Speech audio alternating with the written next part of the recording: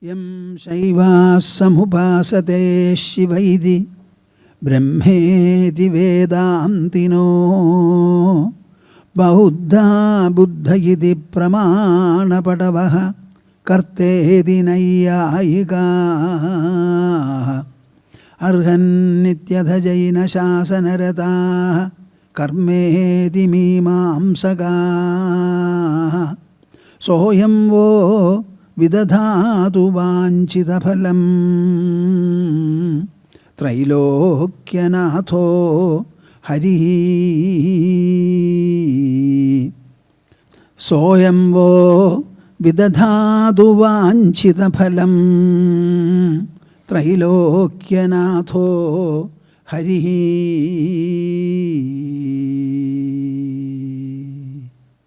Hari Hari Hari Om Tats Jaya Guru.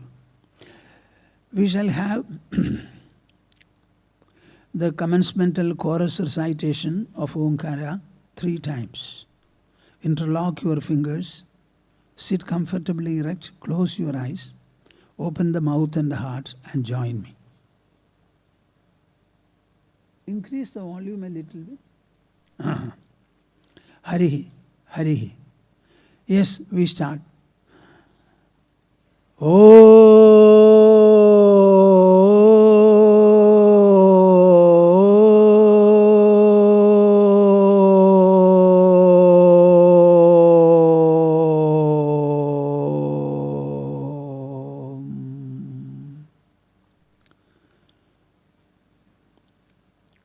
don't think you are vigorous and wholesome. Imbibe these qualities right now.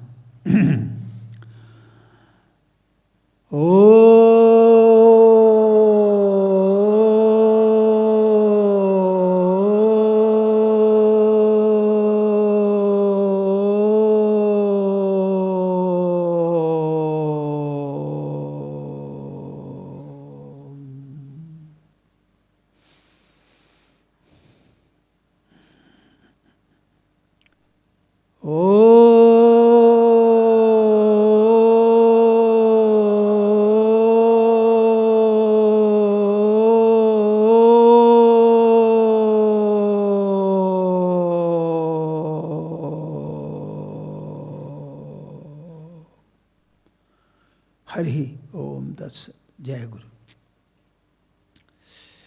You had a day of exposure to what is this Vedanta, knowledge as a subject by itself. At least you had some inkling of what exactly is the knowledge, where is the knowing process going on. And in order to have a knowing process, you must have the subject knower. He must be able to give rise to the process called knowing or thinking. As a result, as an outcome, you have knowledge. So this is a distinct process that takes place, just like in any other productional process. There must be somebody to produce some material to deal with. By administering different processes, the outcome, the raw material is converted into finished goods or even services.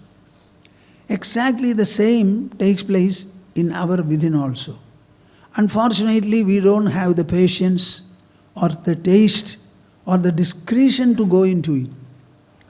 Right from the beginning, we are always involved in observing the world and the world processes. The world is revealed and shown by our insight. If the world is so beautiful, so enlarged, so great, what about the inside of man, which is able to reveal to you this magnitude and majesty? In this way, nobody thinks about. It is just like good and brilliant children. They have grown well, they have risen to high positions. They totally forget to regard the father and the mother. Whatever intelligence they have, competence they have, all these are acquired by their personality, by their mind, brain, etc. All these they got from the parents. While they are using it and gloating over their success and achievement, they are ungrateful to the parents who have bequeathed such a legacy for them. It's a very common disease, a common lack with the people. In the same manner, we have no regard for the subject personality of ours, which is able to reveal and show to you the so-called world splendor, world magnificence, and the imposing magnitude of the world. Vedanta tries to equip you with this subject knowledge. When you have the subject knowledge, all the objective activities and interactions will be far easier, more efficient, more excellent. Excellence is not an outer quality. Excellence is ingrained in the personality of the performer, and it is not a coordinate of the body. It is a coordinate of the mind which employs the body, the intelligence which directs the mind. So excellence will have to be cultivated, imbibed and developed in your mento-intellectual plane. First of all, you should know that excellence is possible, it is cultivable, and every time you should be given to the thought and pursuit of excellence. Before going to bed, you should think of excellence at least a few times. Have I done my work of the day well?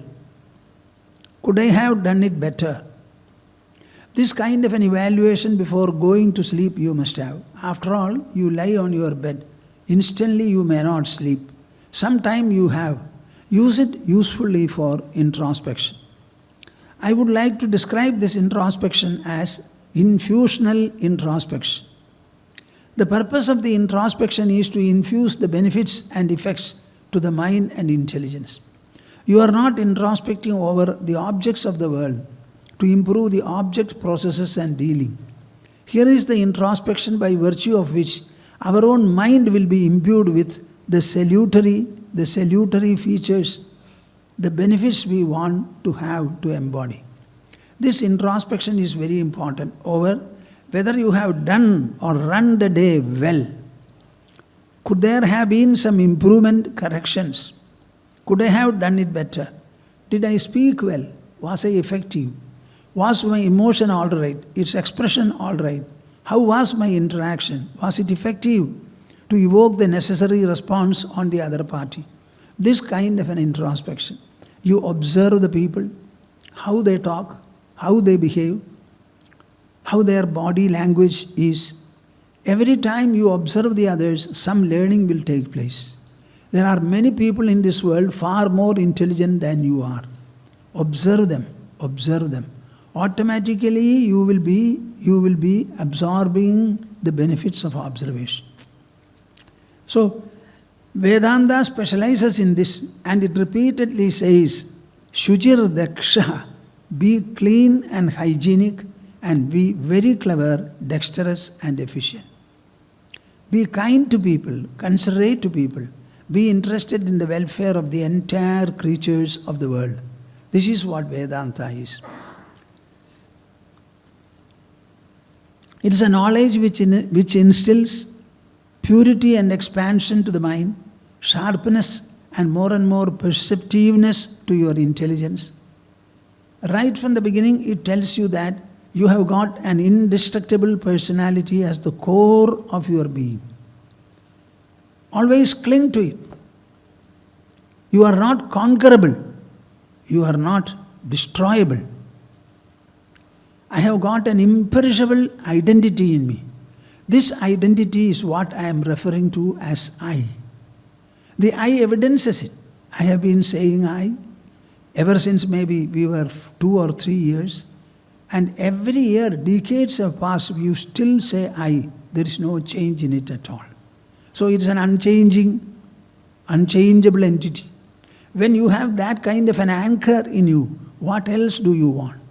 Contrary, everything in this world, all the planets and heavenly bodies in this world, all of them are changeful, changeable, transitory, transient, evanescent, fleeting. Whereas this I is unfleeting. So you are superior to the world. You already have an anchor, already have a refuge, already have an identity which is far beyond whatever the world, the creation has. This is what we have discussed. I am happy that you did some introspection individually, and I have been given a list of all the observations that you have made and the questions you have raised. We shall start answering the questions one after the other. Is it okay? Question number 1. How to progress towards enlightenment? When home, work environment not conducive, difficulty I have in accepting others' behaviors. How to progress towards enlightenment? Start exercising your knowing faculty, intelligence, and make it function, make it active. You are generally an emotional, mental man. Try to be an intelligential person. So the intelligence must always think about. If the intelligence is active, the product and outcome is knowledge. So I would like to be rational and introspecting. When you accept rationality and introspectiveness as a habit, good habit of my person, and you incorporate it, automatically you are approaching enlightenment. Engage your intelligence by giving suitable quest, probe and questions. How did Newton discover the force of gravity? Did the apple speak to him? Did the earth speak to him? Did they show any reaction? What about the surrounding air? Did his body speak to him? He exercised or employed his intelligence and went on probing into that quest. Why is it falling? Why is it falling? It falls and falls upon the earth. So there must be a relation between the two. What is that relation? Earth is not going to speak. What can possibly be present?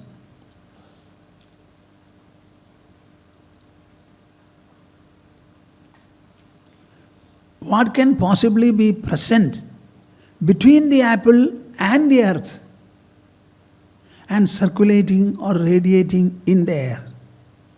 So one after the other, the intellection became sharper and sharper and sharper and sharper. The apple is very small, the earth is too huge. The apple cannot attract the earth. If possible, the earth alone can attract. So it must have a force of attraction. And wherever on the surface of the earth this must be happening. Maybe he experimented others also. Ultimately he found out. This is how you approach enlightenment. Engage your intelligence by giving suitable quest, probe and questions.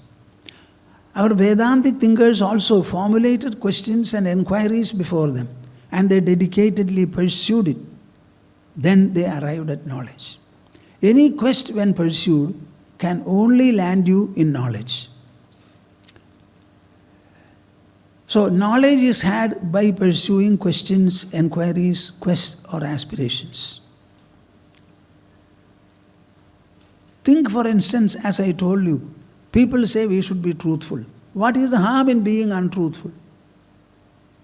I think the whole world will stop if everywhere there is untruth. You are known by your name. You cannot be known by another name. And everybody refers to you. In Kerala, we had a catastrophe recently.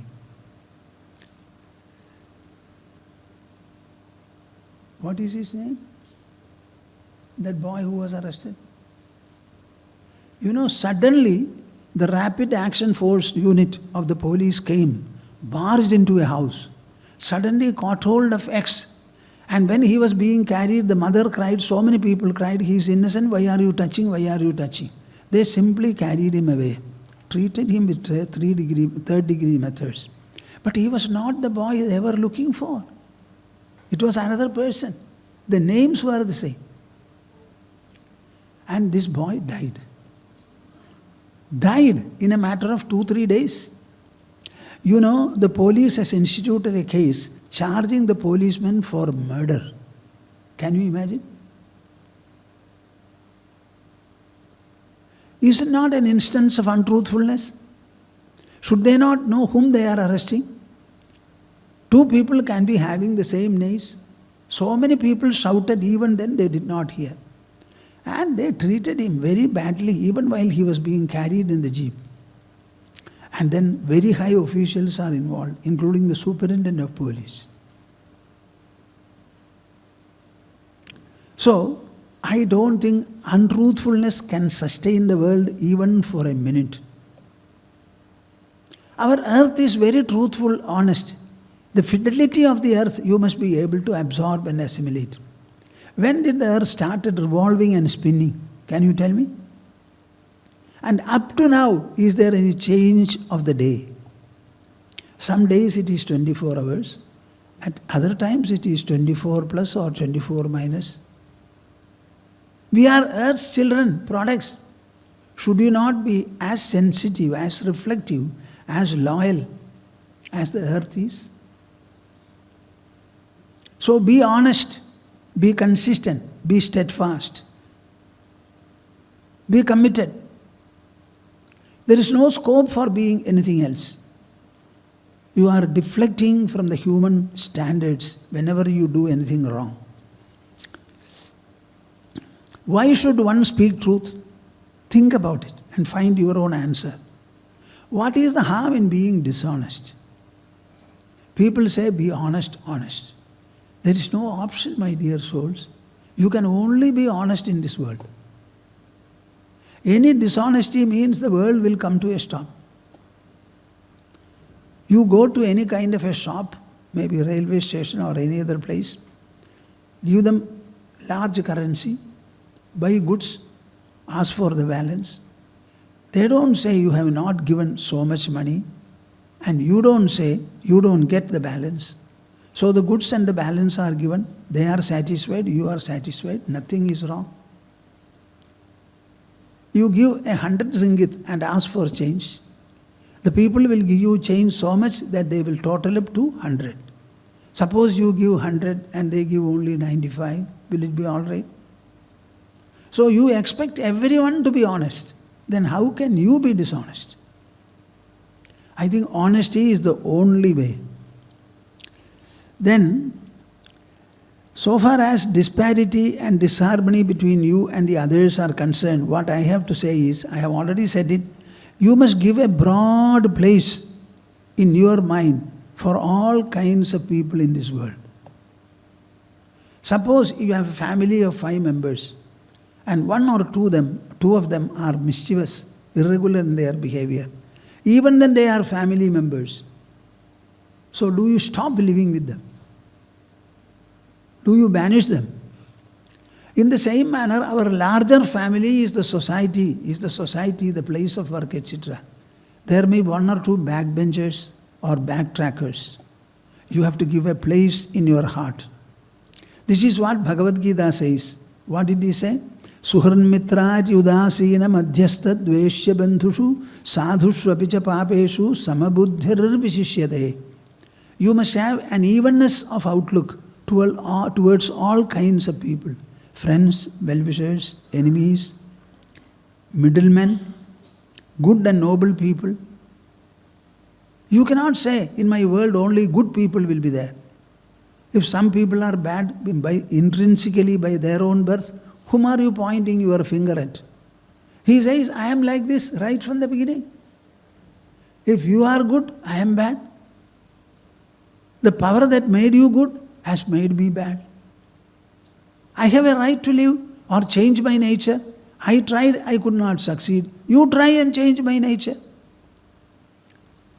Why don't you go into the question seriously to the depth? Then, one point is, begin to see God in everything and everyone. Begin to see.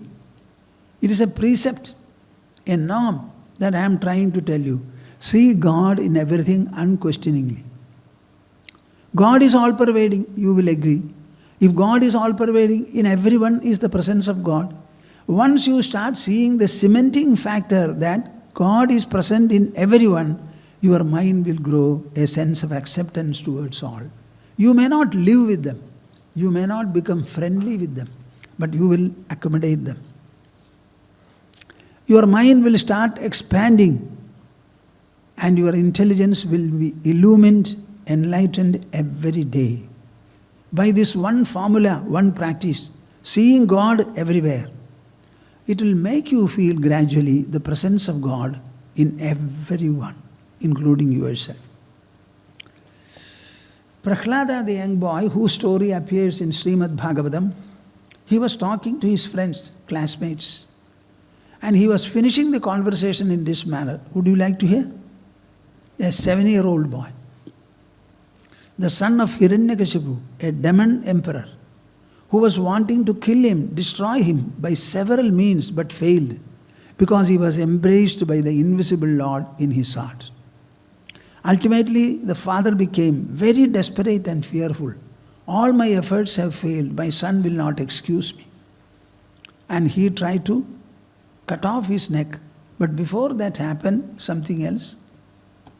I am not going into the story, it will take time. That Prahlada, young boy, tells his friends, this is the verse he said, Etavan eva lokesmin pumsas swartha parasmrita ekanta bhaktir govinde yat sarvatra tadikshanam. This is the supreme object of pursuit for human life. What did I say? This is the supreme object of pursuit for human life. There is nothing greater than that. This, if you pursue and succeed, you have everything and fulfillment in life. What is that? Ekanta bhaktir govinde. Ekanta bhaktir govinde. Say that. When I ask you, you should say joyously and fervently, I am not happy. Raise your voice. Ekanta bhaktir govinde. Ekanta bhaktir govinde. Endless devotion to the delightful Lord. And what is that? Yat sarvatra tadikshanam. Yat sarvatra tadikshanam. Yat sarvatra tadikshanam. Seeing Him everywhere. In what way is it difficult, you tell me? You begin to see God everywhere. It may be right, it may be wrong, you may be able to, not able to, but start seeing. In my young days, I had occasions to work with people who are all different. Whenever anybody speaks untruth, my blood used to boil. So I was finding it very difficult. This is my problem, not their problem. It is my problem. Then at one point of time, I felt everyone is right from his own point of view. As I am right, they are also right from their point of view. Till that point of view changes, they will continue to be. So at least they are loyal to that. Even truthful people are not so loyal to themselves. They sometimes change their stand. The untruthful people remain untruthful. So who is better, you tell me? So everyone is right from his own point of view. As you are right, others also are right. You may not agree with others, but you must be able to hear them and forbear them. You may not agree, but you must have ears open to hear. Then, always try to find out how effectively you can put across your idea and make him better. Effectively. Not that you shout. Spoken in which manner, approached in which manner, adopting which stratagem, I can make him better. You can think and improve. The second question is overview of Indian scriptures, poor anger management. If I ask you, would you be honest enough to stand up and see, let me see who has, that will give me a greater impression. Are you ready? Who has asked this question? You stand up so that will give me a better satisfaction and I will be able to remember you. See, an overview of Indian scriptures. we have the religious concept of God, the philosophical deduction on reality, as I mentioned, and thirdly, we have the spiritual self. What did I say? The religious God, the philosophical reality, and the spiritual self. These are the three concepts available in the whole religious, spiritual, philosophical, yogic front. Now, Hinduism says that all the three are the same. The God of religion and the reality of philosophy and the self of spirituality are the same. In other words, God and reality are synonyms of the self. Am I clear? Then understand, one gets angry when he does not know what to do. You examine your anger. Whenever you become angry, you know what is the meaning? You don't know what to do. You don't know what to do. So to be angry, don't you think it is a helpless plight of yours? Would you like to be angry, you tell me? Huh? Would others like to be angry? Then why are you so disobedient to yourself as well as others? So first of all, understand, avoid anger and hatred. It will eat you up. But we are likely to have irritation. Irritation is all right. But that irritation should not contain the least degree of anger or hatred. Learn to assimilate what others speak and do. Anything that you assimilate becomes enrichment. This sentence, why don't you copy it in your mind? Whenever you assimilate anything, any kind of input into your mind, assimilation means enrichment. As food is assimilated, becomes enrichment, health, blood in your system. Any input to the mind, when you assimilate, it becomes enrichment.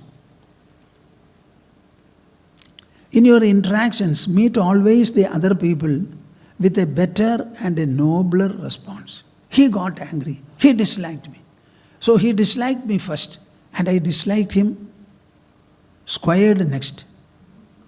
So you tell me, who is the greater criminal now? You know that to get angry is bad.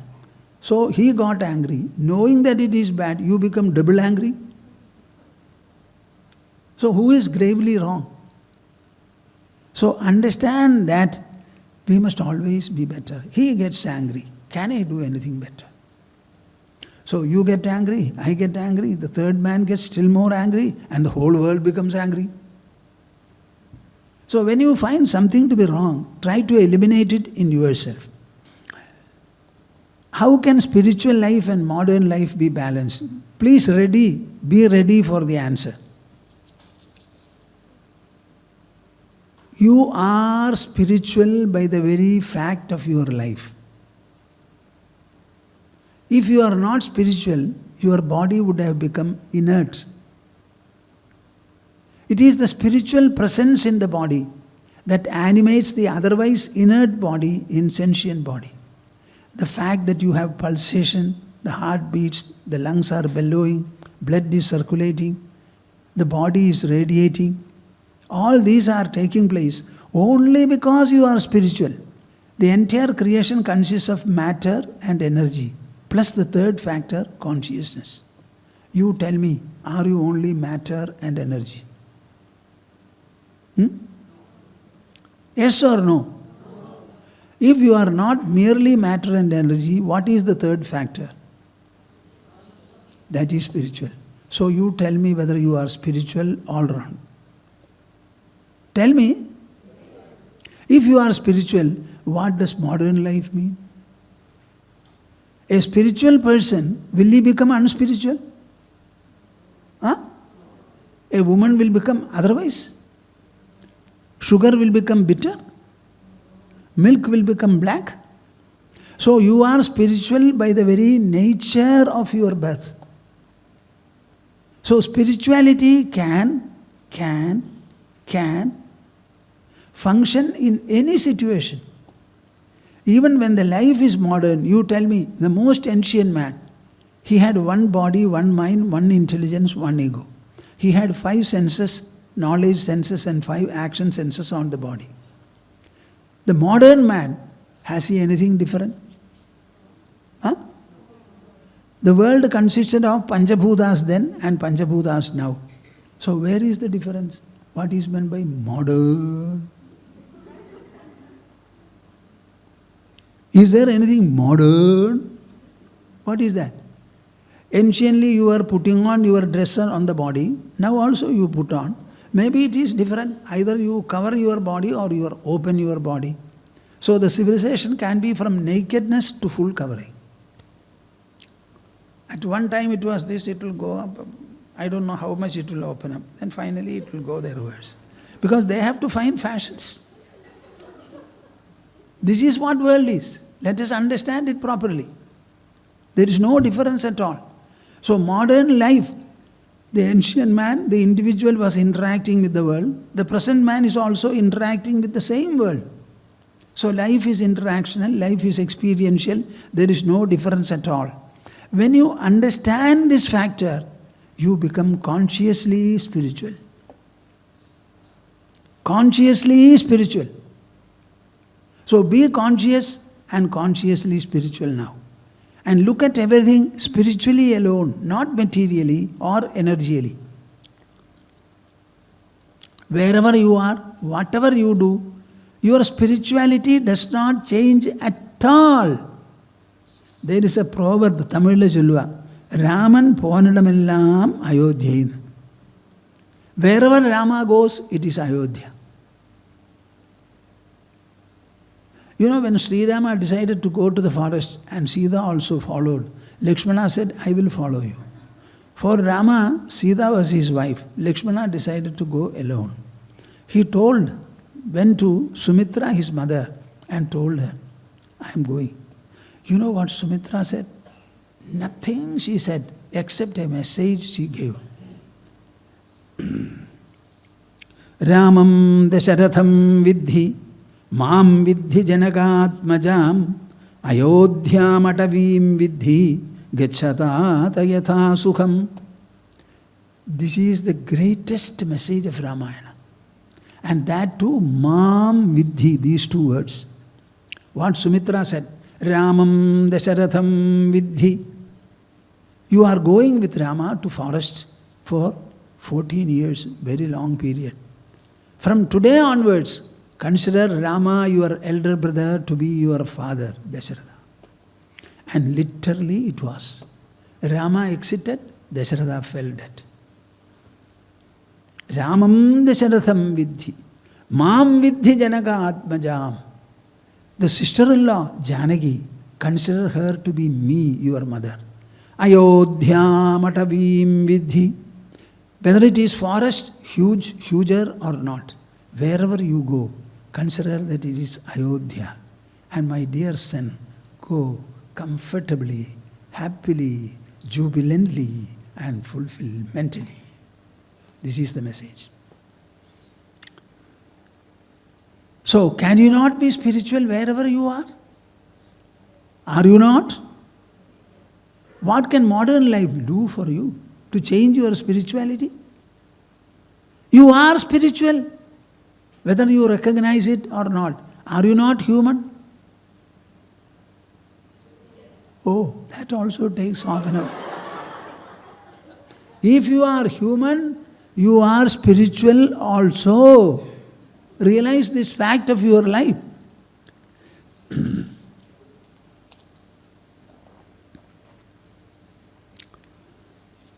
What is animating and activating your body is neither matter nor energy. It is the third factor called consciousness, the very spiritual presence. So don't seek spirituality.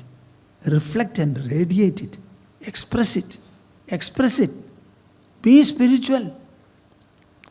The fourth question, Vedanta is from Hindu religion. What is your opinion on other religions and teachings? Negative inputs, condemning, criticizing, too emotionally attached to work. I used to speak very rarely for a short period about other religions, especially Christianity. It does not serve much purpose. So I stopped it. Now I will tell you, in Bible there is a quotation. I am the vine and ye are the branches. What does it indicate? It is the truth of oneness. In the old Bible Testament, there is a sentence, I am seated in the tip of intelligence. So what is God, you tell me? Is he not consciousness? If he is seated in the tip of the intelligence, what is that? Why all of you are not reacting?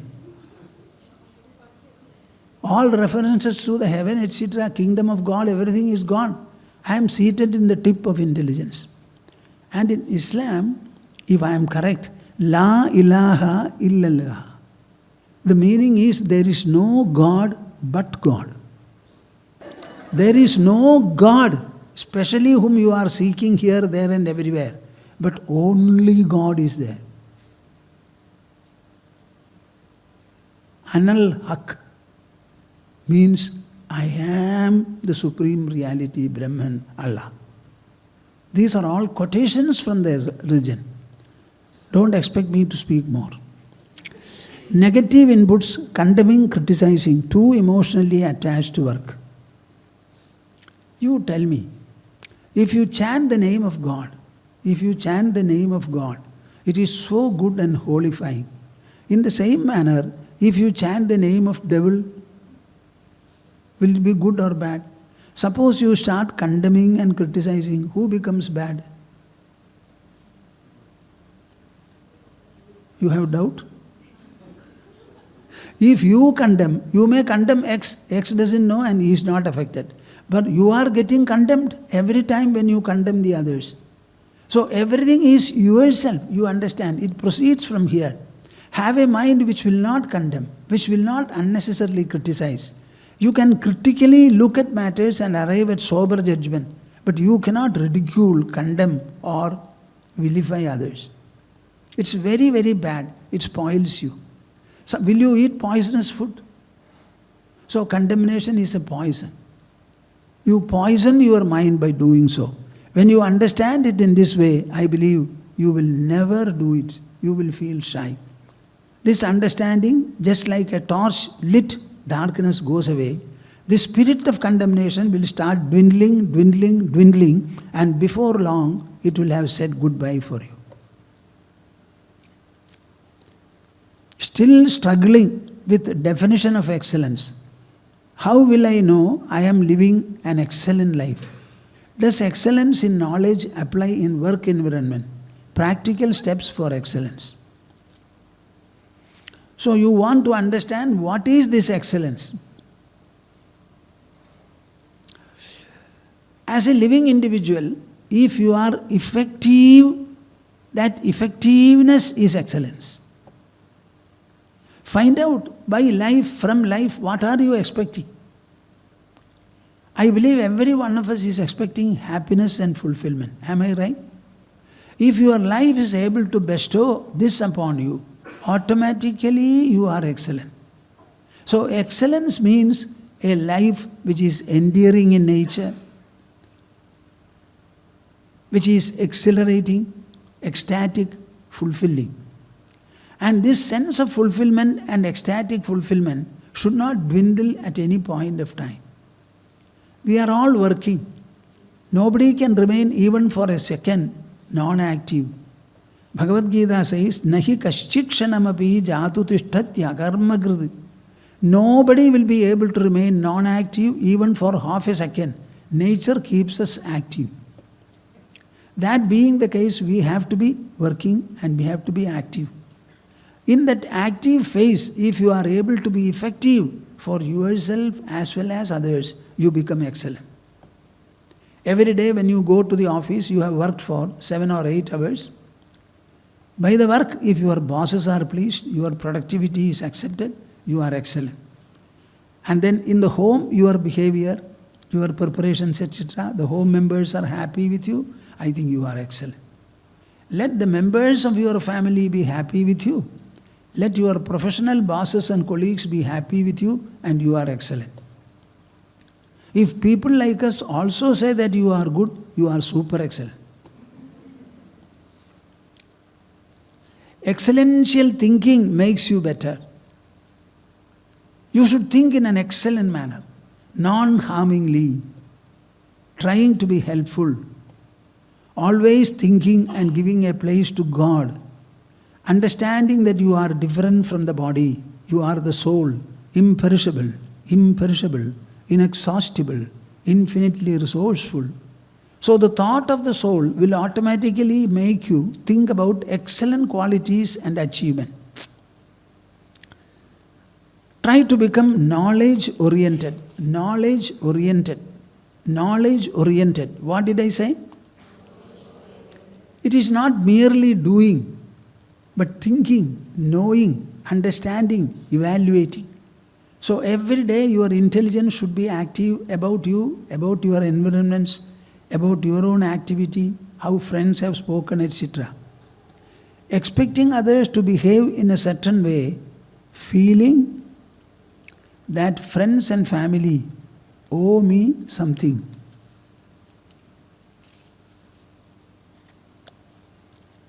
Expecting others to behave in a certain way, feeling that friends and family owe me something.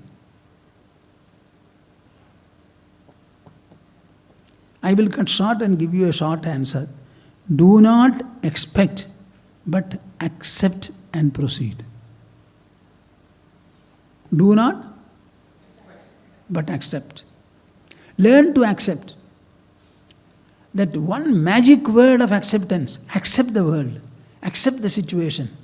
Don't you accept your parents? Huh? When a child is born, do you accept? Only in the case of marriage you exercise your choice.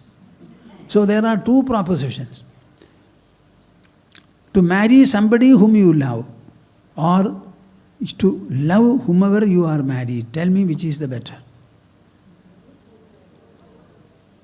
To marry someone who you love. Another is love whomever you have married. You tell me which is better and more effective. Both. See, in the matter of your parents, did you have choice parents? And will you have a choice child? Then why have a choice marriage? Whomever I marry, I start loving. So there is no problem. Otherwise you will say, I loved you and married, now I find you are not lovable, so let us get away. That is no answer. You have to accept. So accept. Every time you do so, your mind will be expanding, it will become lighter and lighter, and you will start feeling pleasant and spirited, fervent. This one word of acceptance, accept. Suppose there is a child, Down syndrome child in the world. Do you accept or reject? Thank God that you don't have. So acceptance is the watchword. How to strengthen the mind and silence one's thoughts? I will be very brief. Spend 20 minutes every day, morning, religiously. 20 minutes. Take an asana for it, a special seat. Make a cover for it, which you can wash. The asana you may not wash. Sit on it cross-legged. Interlock your fingers. Close your eyes. And then, our mind is very, very vast. Vast. It always goes on thinking that thought processes, emotion processes, memory processes are there. And the mind does this of its own accord. You cannot interfere. Let another portion of the mind observe the thought process. Only observe. Never own it, never fear it, never follow it. Allow the process to be on and go on observing alone. The mind should have done nothing except you are having observed it. Don't take sides, nothing. Simply observe, just like I am observing you. Suppose you nod your head, I see. You wink your eyes, I see. But I don't interfere. In the same manner, observe the mind processes for 20 minutes. It will be a good beginning of a great becoming. It will be a good beginning of a great becoming. Have you followed my words? Bas. How to meditate properly with absolute focus. Staying focused, calm, patient is a challenge. I agree. Instead of saying it is a challenge, I would like to say it is an incessant persuasion and a compulsion. Your intelligence compels you to do so. Otherwise, we are not human. Read the relevant verses from Bhagavad Gita, 6th chapter. It details how you have to sit and meditate. In 2 facets it is mentioned. One is with asana, this, that and all. Another is only with the mind and the intelligence. That will give you a good guidance. Start chanting and listening to chants half hour daily. There are good Vedic, some very good chants. We also have Song of the Soul. Ma and Nutun Swamiji have recited very well. It's very difficult to have such a recitation with beautiful pronunciation, perfected in a way you can say. All the letters are properly pronounced. The elongations are properly made. The visarga, the aspirants are pronounced properly. Now you can listen to them. Listen to them. And then learn to chant them yourself. This chanting will console the mind. This cassette is taken, this tape is taken, CD is taken by people who are yoga teachers to silence the mind. Think and reflect upon the formless presences. Think and reflect upon the formless presences like the sea, air and space. Sit. God is all-pervading. We only know of space that is all-pervading. So we cannot think of God, at least think of space. In Srimad Bhagavatam, Krishna advises meditation, he says, contemplate upon the four-handed Mahavishnu form, full form. After some time when the mind is focused, you take away all the lower portions and fix your mind only on the smiling face. When the smiling face is contemplated upon and you are steady, Krishna says, take it away from the face and engage it in space. And then think not. Think, but nothing. But this is meditation. Have you heard me? Understood? So be more and more associated with the formless. Think of the sea, think of the air, and finally think of the space. Develop that spatial dimension.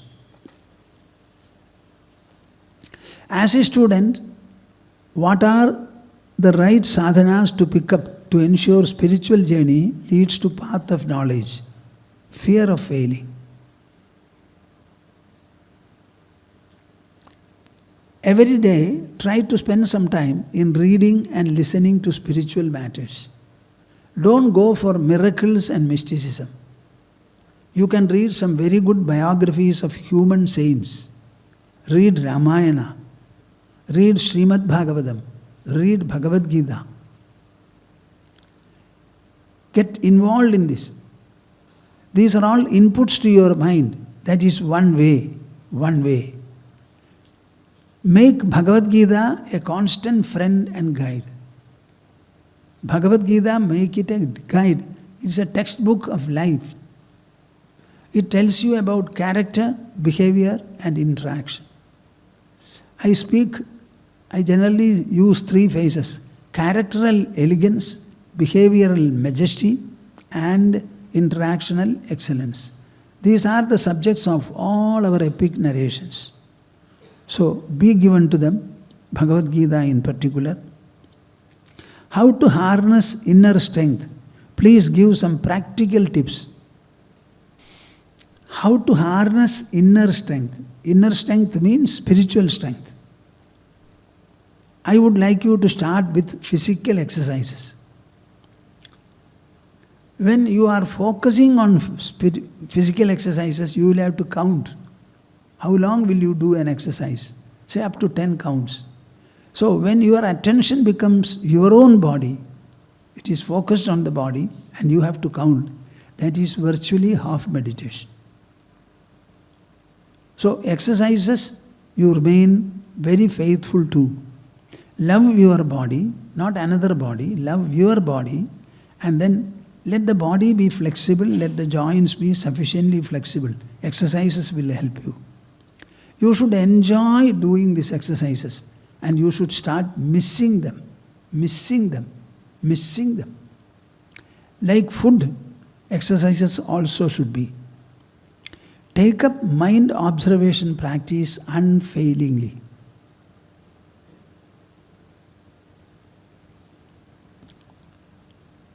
I go on speaking, I don't know whether all of you absorb all that I say. Meditation means introspection first. Initially it is introspection. Using the intelligence, you introspect over spiritual matters. Maybe spiritual formula, spiritual truth, all-pervading God, all-pervading God. What is this all-pervadingness? How? Think in this manner. After some time you will find the thoughts become lighter and lesser in number. They become feebler, lighter. And you will find you get absorbed. Meditation is introspection first, absorption next.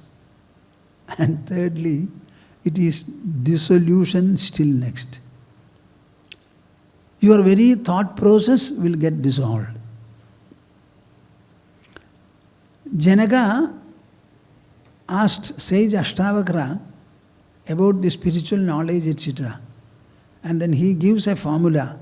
Muktabhimani muktohi baddho baddhabhimanyapi kim vadantiha satyayam ya matihi sa gatir bhavet.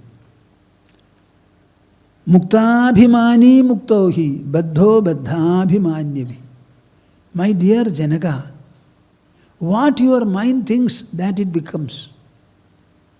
So if you feel you are free and liberated, you become free. If you feel I am not liberated, I am accursed to be suffering, you suffer. So the change is to be brought about in the line of thinking, pattern of thinking. So you start feeling, I am spiritual, I am peaceful, I am quiet. That I is quiet. Automatically the mind will become quiet. It is a secret. How can I transcend likes and dislikes? Please elaborate on the seer and the seen. Have strong ragadvesha, thus it brings emotions while performing tasks. Tend to be upset on certain attitude of my husband. It can be another also. I have a formula to give you. Remember, do not do what you want and then do what you like. Do not do what you want and then do what you like. See, we are born with likes and dislikes. The newborn baby, if you put something bitter on the tongue, it will say, Pff. Suppose put sweet. So we are born with likes and dislikes. And we try to increase them, intensify them, add to them. You should take a reverse attitude. I will not hereafter increase the number of likes and dislikes. If at all, I will try to reduce them. So because of like, I will not do anything. Because of dislike, I will not do or withdraw from anything. I will do what is natural, necessary and needed.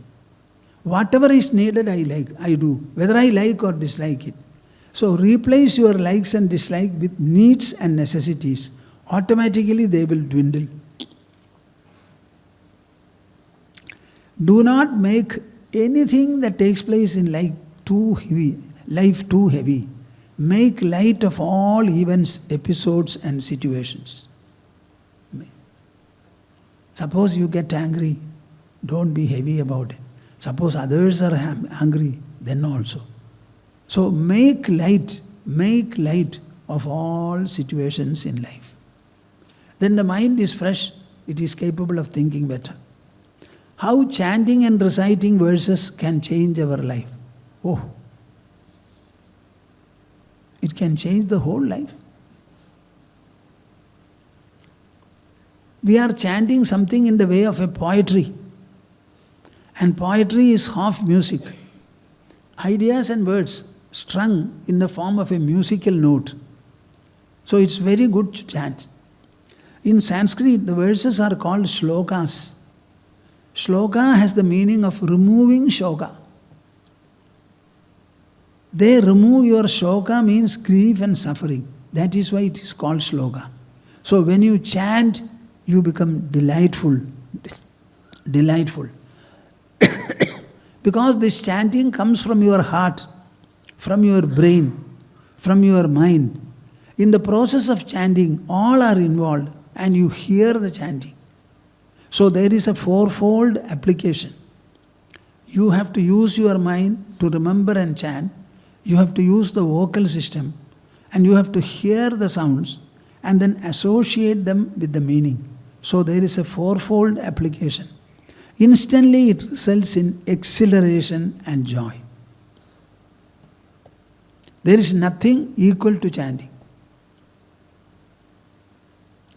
Even otherwise, a minute of physical activity, suppose it has one effect. Oral activity has got 100. Mental activity has got, oral activity has got 10. Mental has got 100. And intellectual activity has got 1000 effects. So in your chanting, the effect is tenfold compared to physical activity. After listening to regular discourses, I find myself moving away from extreme bhakti and the desire to know myself. I feel I cannot reach the state of bliss. Please guide. You are given to listening. Listen. Also reflect upon what you have listened and evaluate. So don't stop with listening. What have you listened to? And try to evaluate. What is the message? How is it effective? Is it good? Does it apply to me? Have I applied it? And of what effect? So this evaluation will make a lot of difference. In spirituality, there is nothing called a reverse growth or decline. You always progress. There is no reversal at all. So never fear. I need help so that I can concentrate on attaining my goals.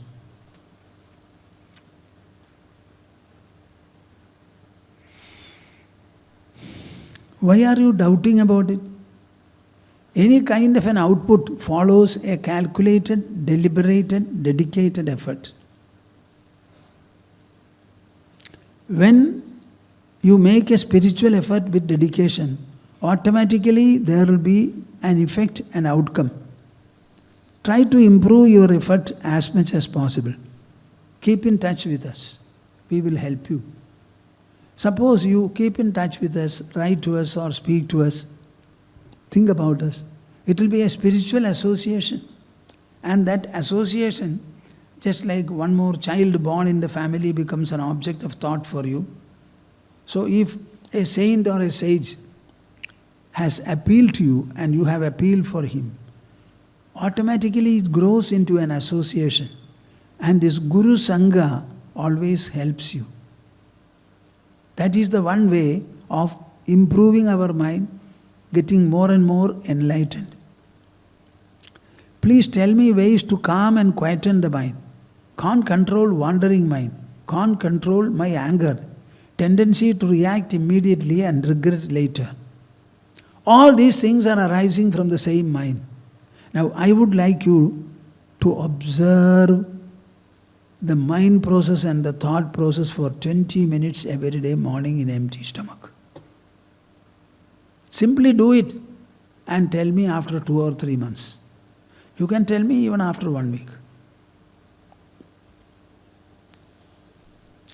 When you start observing the mind process, you will find a very beautiful, sentient panorama spreading there. It is going to be very, very delightful to observe your thought process. Far greater than observing a movie on the screen. Observe your thought process, mind process. Regarding Viveka and Vairagya, why need to be a sannyasin when we are truly grihasthas? Please elaborate on meaningless, as life is indeed meaningful. Yes, life is meaningful. If you don't make it meaningful, then it becomes meaningless. What is the meaningfulness of life? Human life is the best of creation. It is meant for knowledge, to probe into our own inside, and to be happy, cheerful, contented, and fulfilled. If you don't have these things, it becomes meaningless. Having been born a human, if you say I am not happy, it is meaningless. Libdhva kathanchin narajanma durlabham tatrapi pumstvam shrudi bharadarshanam yasthva atma muktau na yateta mudhadhihi sahyatmaha swam vinihantya sadgrahad. Having been born a human and being intelligent, being educated, if you are not able to reflect upon your own inmost identity and get freedom and fulfillment, then you are not a human at all. Human life becomes a waste. So, your life is a meaningful life. Understand in a meaningful human life what is the real object. Is our real object the object friend or the subject friend? Try to understand. Be happy, contented and fulfilled. If you are able to do so, it is meaningful. Otherwise, it is a waste. Is it only for a sannyasin or also for householders? You know, all sannyasins were householders. Householder means it is not necessary that you become married. You live in a house with household members as your relatives, etc. I was born of a household couple. I am the 7th child, so you understand, I have interacted with all my brothers and sisters. I was there. I became a sannyasin because of the enrichment, the heredity my father and mother gave me. And they were householders. Any saint is born and brought up in a household. So he becomes a sannyasin. So the seed of sannyasa lies in the household life. Understand it very well. Then spirituality is for everyone. Anybody can practice it. It is for a human. It is for a discreet individual. Ratnagara was a dacoit. He happened to meet 7 sages one day whom he wanted to rob. But they looked at him with so much of compassion that in that compassionate look he got transformed. He sat chanting Ram, Ram, Ram, Ram. And he became covered with anthill and he became a Maharshi.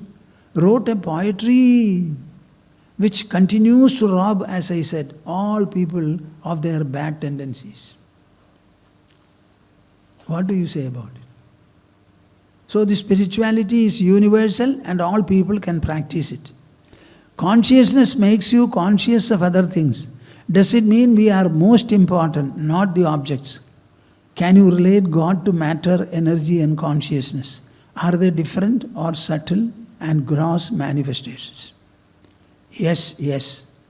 I and we are the most important. In your life, you tell me, what is the most important? Life commences from where? Huh? Everyone's life commences from where? Why all of you are looking at it? Your life, where from does it start? From you. Only when you are there, the world is there, he is there, you are there, other things are there. So I is the sole focus. You wake up and you go to sleep. Tell me who woke up? And who went to sleep? And who wakes up again? When do you see the world? In between two sleeps. So in the whole world and life, you tell me, who is most important? I and we. Is there any doubt? And this is the subject. So your life becomes very good and beneficial provided you start laying sufficient emphasis on the subject part of life.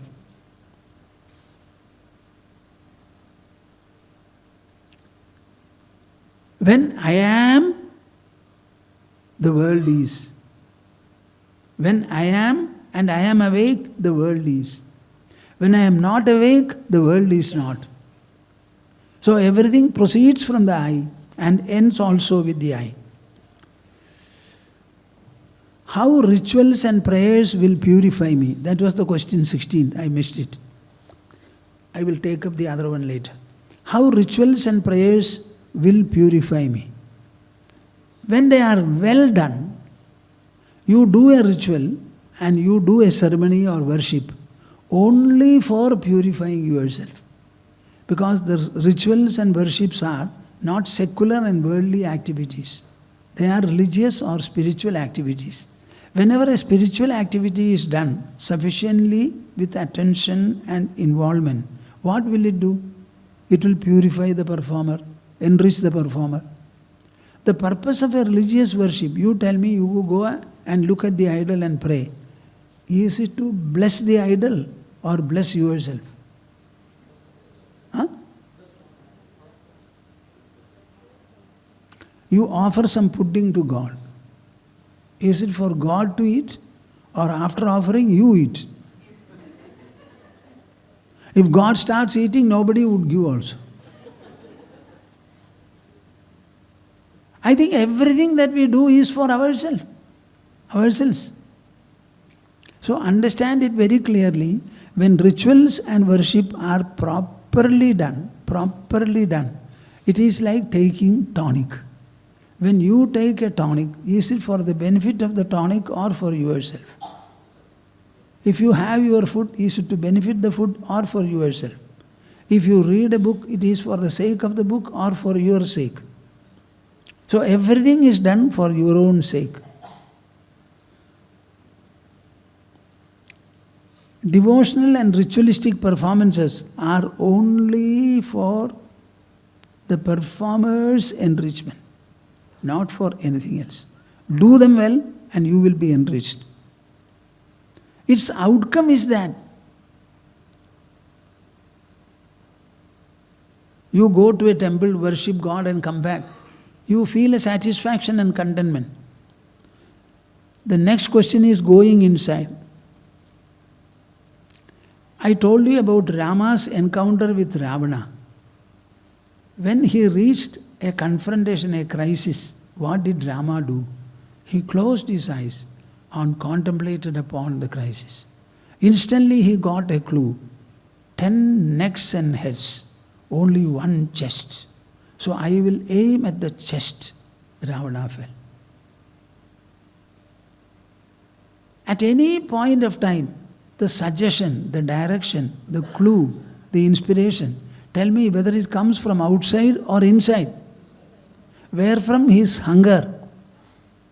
Inside. Where from his appeasement? The motivation to eat and the motivation to stop. Is there anything other than inside? There is outside. Who says this? Your mind says. Inside is a concept, outside is a concept. Gross is a concept, subtle is a concept. Body is a concept, soul is a concept. And all these concepts are conceptual and they are mind-born. So everything is inner and inner. Whenever a man writes, you tell me, what is he writing? Is he not copying his mind and intelligence?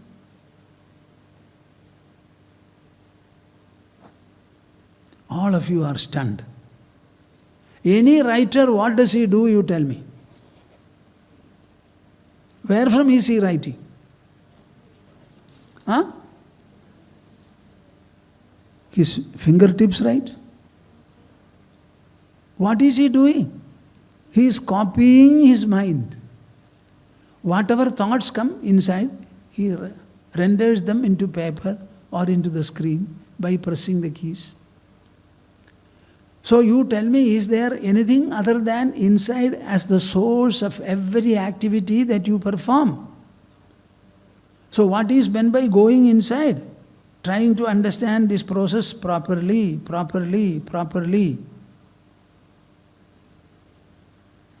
Can one without professional qualifications still be successful in life? Yes. You get into a line where you are compatible, you are efficient. Don't have unnecessary selections. Whatever is natural to you and wherever you can flourish, adopt that line and work. I think you will succeed. I have a formula. In this world, none will suffer, provided he is prepared to act, not remain idle, making use of whatever is available. We can learn new skills. Maybe you have studied history, you are not becoming a historian. So whatever is available, you put your energy and drive into it, and you can be very competent and excellent. Constant comparison with more successful siblings, being blamed for every mishap.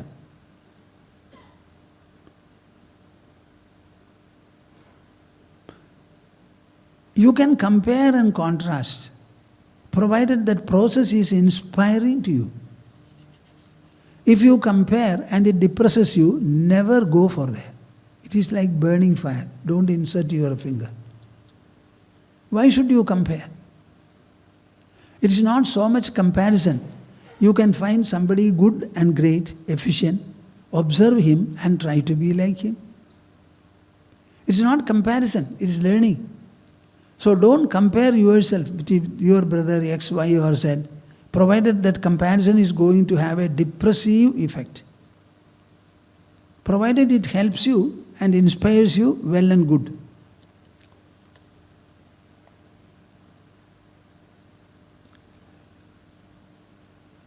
Whenever you say something wrong, being blamed for every mishap, etc.,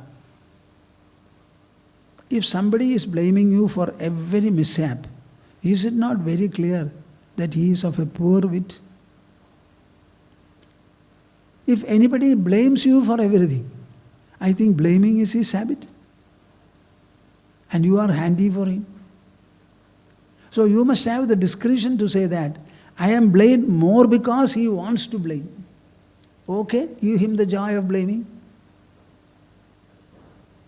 You must be psychologically strong enough, stoic enough to accept that situation. Why are you getting drowned? Here is a person who goes on blaming. Okay, you have your freedom. And you should be able to exercise it discreetly. But more often than not, I find the trouble is with you and not with the others. What? Are you right in saying that he is constantly blaming you? I have to wonder. Is he really blaming you? Or you feel he is blaming you? So invariably the trouble is with yourself. If somebody finds this world wrong, you tell me whose is the fault?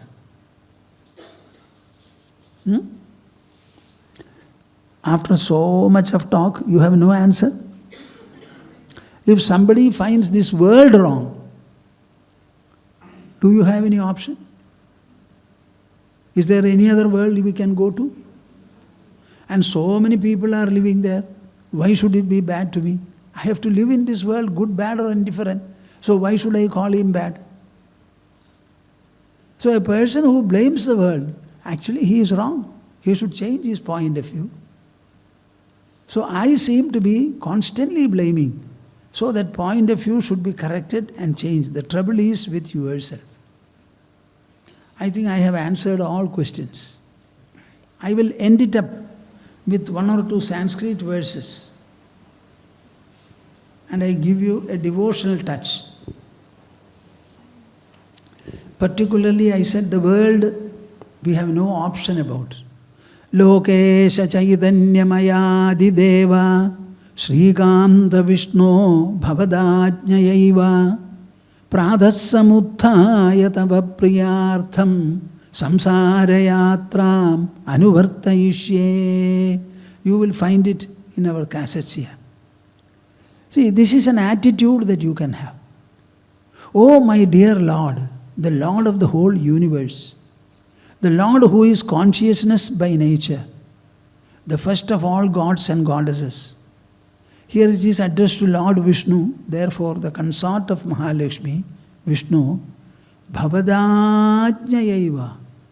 It is by virtue of your command and order that we get up early in the morning. Our getting up in the morning is because you have provided three states for us: wakefulness, sleep and dream. So yesterday we went to sleep, this morning we got up. It is because of the cycle that you have provided for us. And we are awakened to the world. The world also is yours. So by your own command and order, we get up early in the morning, and for your own pleasure and satisfaction, we are following the routines of the world. Just see. It is by your wish and will that we have got up in the morning, and we are continuing whatever is provided for in our life in the world order of things, only because of your command, your wish, and for your satisfaction and fulfillment. So the ego becomes almost effaced there, and you have no obstruction or difficulty or torment anywhere. Rely upon God. He who gives you trouble, maybe test and trial, He will also see that you sustain them and overcome them. Develop this kind of a faith and faith. If not, you have knowledge. If you have knowledge, you clearly understand the world is standing nowhere. The earth is supported, earth such a massive affair, it is not supported by another weight. Around the earth is air, around the air is space. How can such a phenomenon ever be? So it's all because of the great, invincible God or some kind of a power. And that is very intelligent also. You can call it supreme intelligence. Rely upon it and make everything easy and harmonious. Never resent, never revolt. Try to have a harmonious mind. In Bhagavad Gita, Krishna says, Ananyas chintayanto mam yajna paryupasade tesham nityabhiyuktanam yoga kshemam vahamya. Ananyas chintayanto mam. God is to be thought of, remembered and understood. God is not to be worshipped with flowers. He is in the flower, in your hand, in the air, in the water, in the idol. If God is present everywhere, how can you worship Him? So the right worship will be to constantly think about Him, memorize Him, and live in that memory and recognition. Ye janaha paryupasade. So your worship becomes continuous, ceaseless. It depends upon your mind, not external factors. Tesham nityabhiyuktanam yoga kshemam vahamyaham. For those people who are constantly associated and linked with God in this manner, by continuous ceaseless memory, their yoga kshema we look after. Means what? Kshema means whatever you have, it should be preserved. And yoga means whatever you need to have, they have to be showered on you. So he will look after whatever you have, and he will provide and bring for you whatever you further need. This is his responsibility, and he will do it. He is very competent for it. He doesn't have a lack of anything at all. The whole universe is produced by him. If the whole universe he has produced, he can produce anything within the universe to give you and to sustain you. So this is one attitude that you can always adopt, so that your life becomes an easy flow and it becomes constantly nourishing, rewarding. I can tell you quite more about these matters, but I think these are sufficient. We have so many kinds of devotees, but Srimad Bhagavatam, a supreme authority on devotion, it says there is the lowest level of devotion where you worship an idol or a picture, thinking that this is God and I will throw flower right in the idol. If it falls here and there, I will remove it and put it there. That's God who's only in the idol, nowhere else. So he thinks of God, all right, but he constricts the God in the idol. And he is the lowest and the poorest devotee, Srimad Bhagavatam says. What is the second class of devotion? Towards God, you extend only love and fondness. You become fond of him. He doesn't look for anything. Don't offer him anything. What are you offering? Taking things from the world and you are offering. Taking from here and placing it here. All the things are produced and preserved by him. You don't have to give him at all. He is a giver, not a taker. He doesn't want. So the puja, when properly understood, is redundant, unnecessary. So you become fond of him. Prema maitri kripopeksha. And towards the devotees of the Lord, have an attitude of friendship. Inquire about their welfare. If you can do something for them, do it. And whatever they can give, ask for. Ask them to speak on God, speak on devotion. Like that you have an exchange with them. And people who blame you, etc., you consider them to be, don't mind. They don't know anything, they speak, that's all. And there are some people who are unfriendly to you and inimical to you. Renounce them, de-recognize them. So it is called prema, maitri, kripopeksha. 4 kinds of attitude in the mind. You can preserve and pursue them always. This is the second mediocre level of devotion. And what is the highest? Shall I tell you? Whoever wants to hear me, tell me, lift your hands.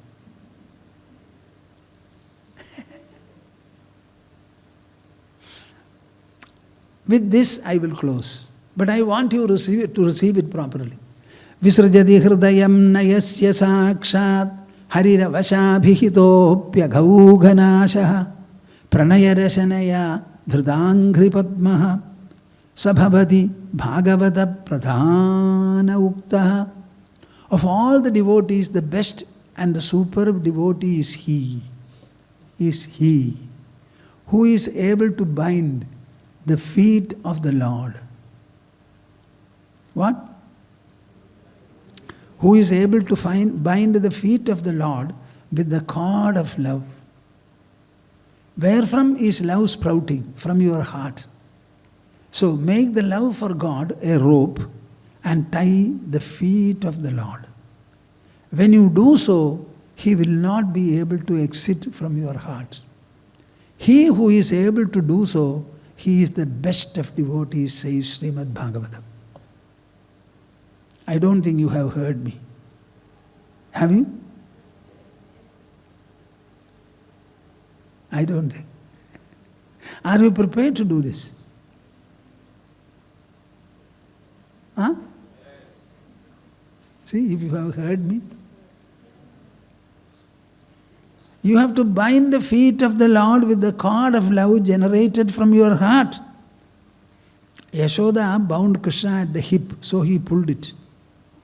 So you have to bind him at the feet so that he cannot walk.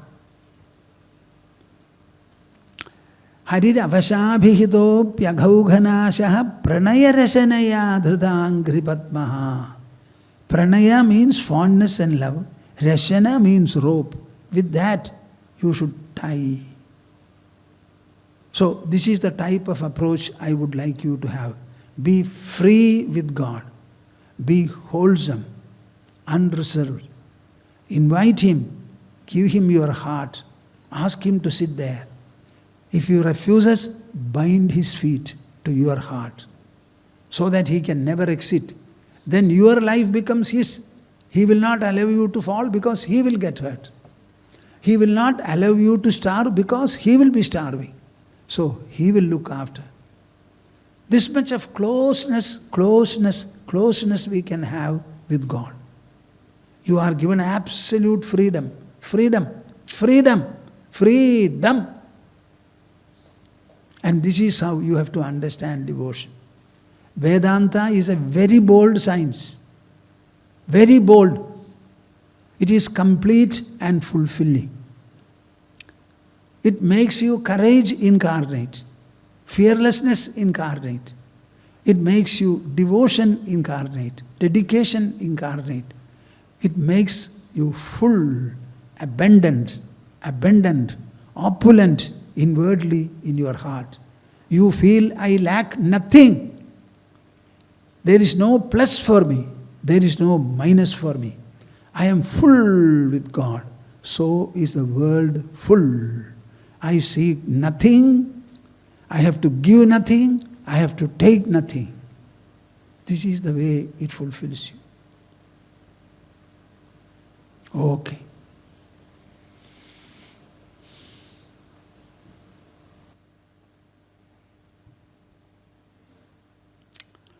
Jayati Jayati Devo Devaki Nandanoyam Jayati Jayati Krishno Vrishnivam Shapradibha Jayati Jayati Meghashyamalah Komalango Jayati Jayati Prithvi Bharanasho Mukundaha Jayati Jayati Prithvi Bharanasho Mukundaha. Harihi, Harihi, Harihi. Let us have the conclusional recitation as usual. Take your pose for it and join me.